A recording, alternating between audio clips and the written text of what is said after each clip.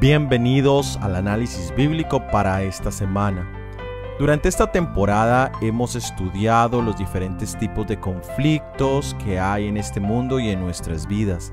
Y también hemos visto cómo se puede obtener la victoria en Cristo Jesús. Hoy hablaremos del conflicto más grande que existe. Es el conflicto que lleva aproximadamente 6.000 años. Este es el conflicto entre el bien y el mal. Somos Oscar y Magnolia Oviedo. Gracias por escucharnos. Comencemos.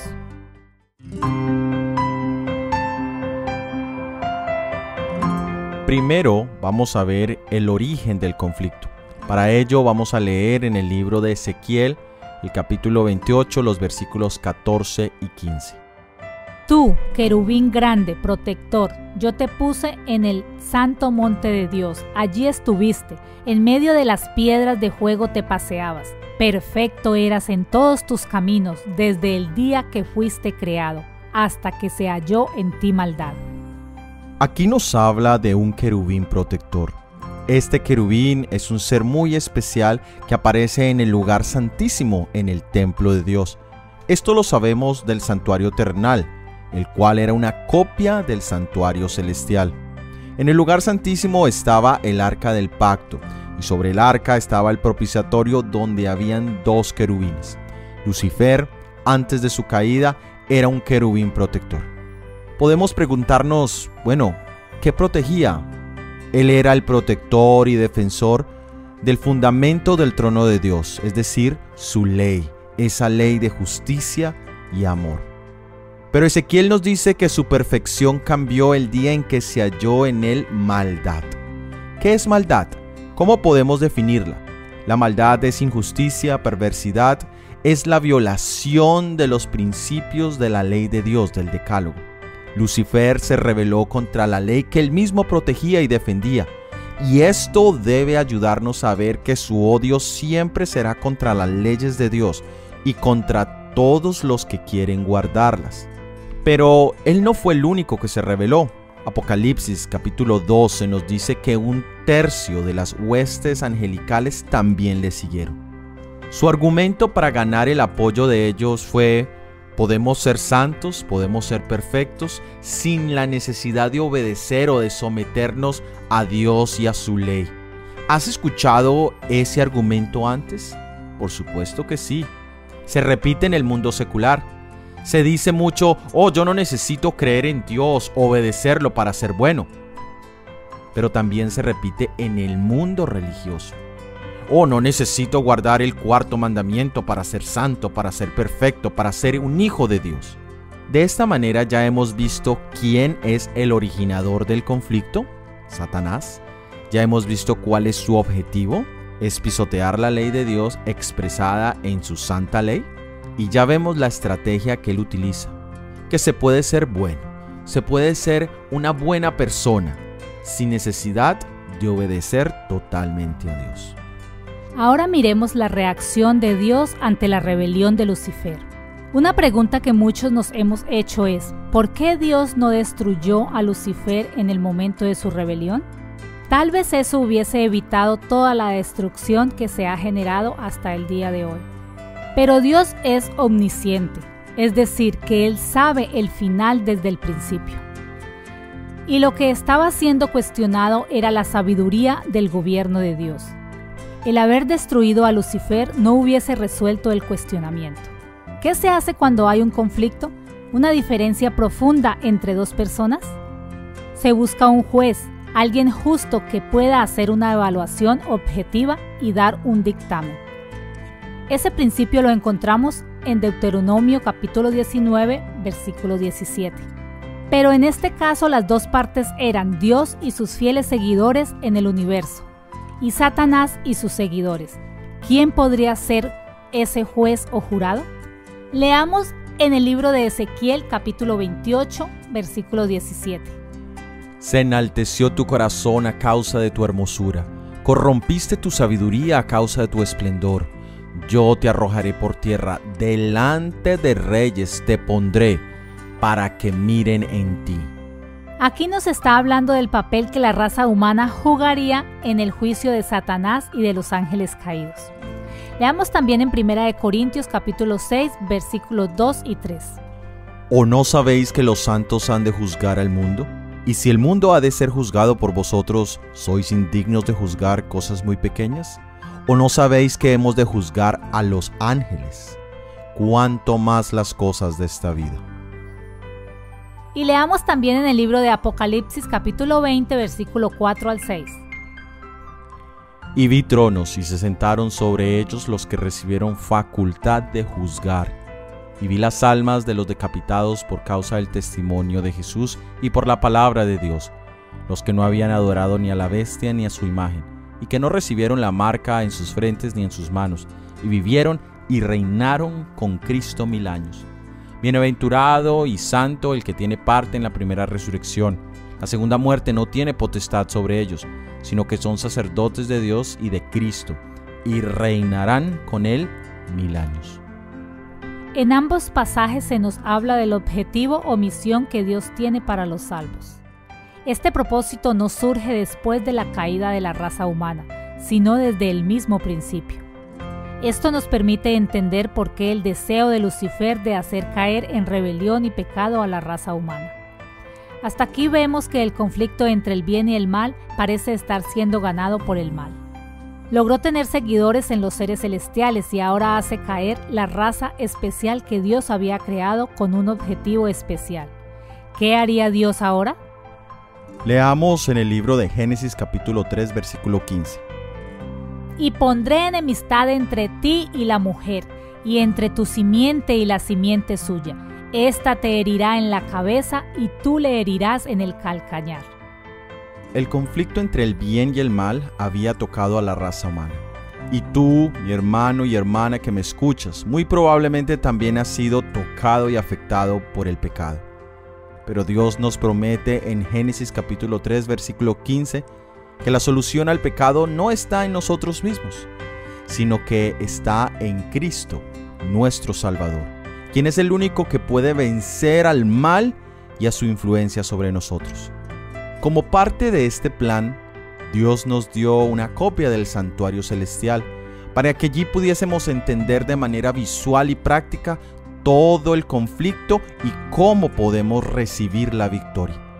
En el libro de Salmos, en el capítulo 73, encontramos al salmista a punto de ser vencido por el pecado, por la maldad y por las dudas que estaban asaltando su mente. Pero en el versículo 17, él nos dice algo muy interesante. Hasta que entrando en el santuario de Dios, comprendí el fin de ellos.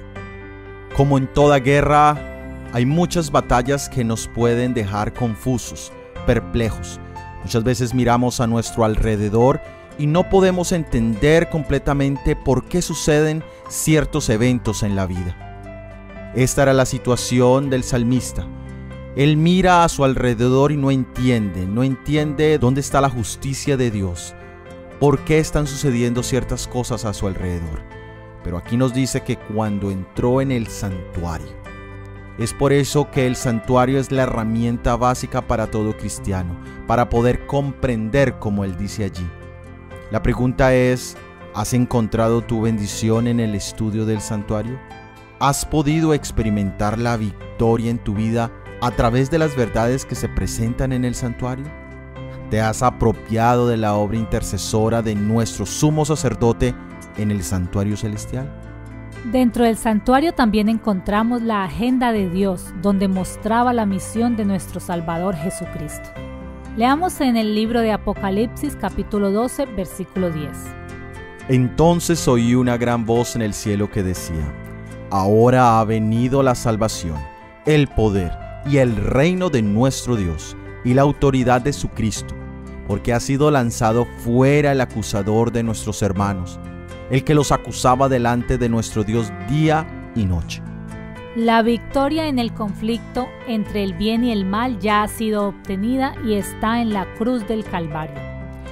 Allí encontramos salvación de nuestros errores y pecados, poder para vencer las tentaciones de Satanás, y el reino de los cielos de manera presente, Lo primero que empezó predicando Jesús en su ministerio era el hecho de que el reino de Dios había llegado. La victoria está garantizada ahora y aquí. Mi hermano, mi hermana, no sigas siendo vencido por el que ya ha perdido la batalla. Aférrate a los méritos de Jesús y comienza a vivir en victoria. Leamos en el libro de Joel, el capítulo 2, los versículos 28 y 29.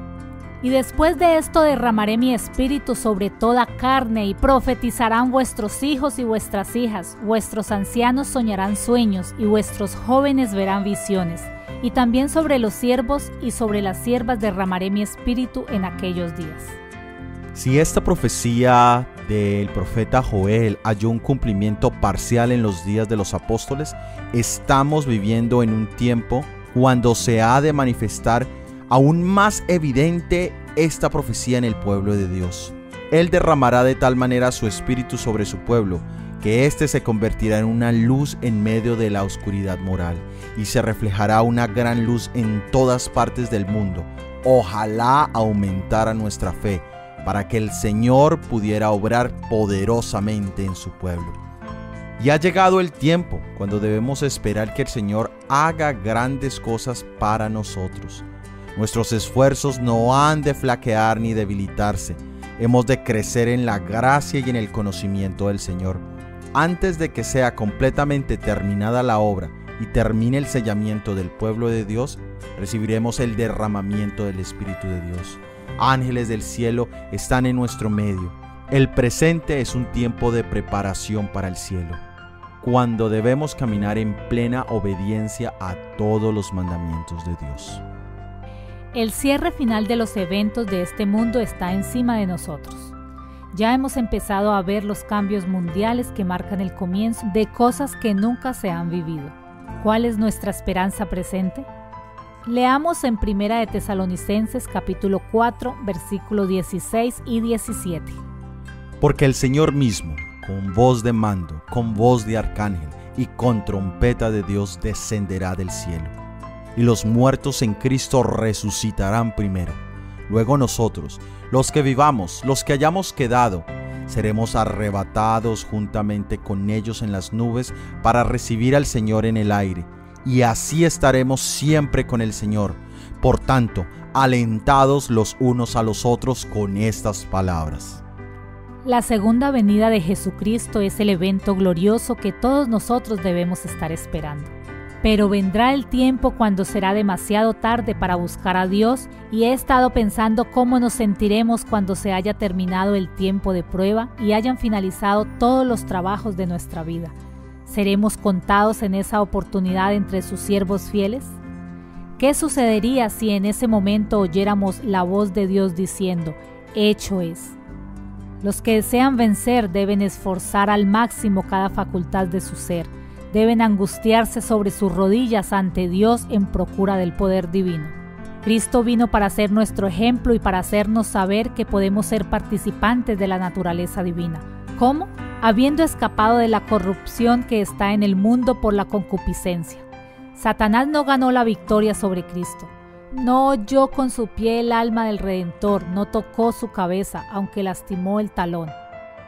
Con su propio ejemplo, Cristo puso en evidencia que el hombre puede mantenerse íntegro. Los hombres pueden tener un poder para resistir el mal, un poder que ni la tierra, ni la muerte, ni el infierno pueden vencer, un poder que los colocará donde pueden llegar a ser vencedores como Cristo venció. La divinidad y la humanidad pueden combinarse en ellos. Quisiéramos terminar con un pensamiento. Dice, la verdadera religión es la imitación de Cristo. Los que son seguidores de Cristo se negarán a sí mismos, tomarán la cruz de Cristo y caminarán en sus pisadas. Seguir a Cristo significa obediencia a todos sus mandamientos. De ningún soldado se puede decir que obedece a su comandante si no obedece a sus órdenes. Cristo es nuestro modelo. Imitar a Jesús, lleno de amor y ternura y compasión, exige que nos acerquemos a Él diariamente. Quiera Dios ayudarnos para que en este conflicto y victoria, esa sea nuestra meta diaria, imitar a Jesús. Gracias por haber escuchado nuestro episodio del análisis bíblico para esta semana y por haber participado en esta tercera temporada. La próxima semana empezaremos nuestra cuarta temporada con el favor de Dios y estará titulada Las hijas de Sara y los eventos de los últimos días. Si ha sido de bendición y quieres ayudarnos a la proclamación de este mensaje, por favor, compártelo. Déjanos sus comentarios y tus opiniones en cualquiera de las plataformas donde nos escuchas. Todo ha sido producido por el Ministerio 147. Que Dios te bendiga. Amén.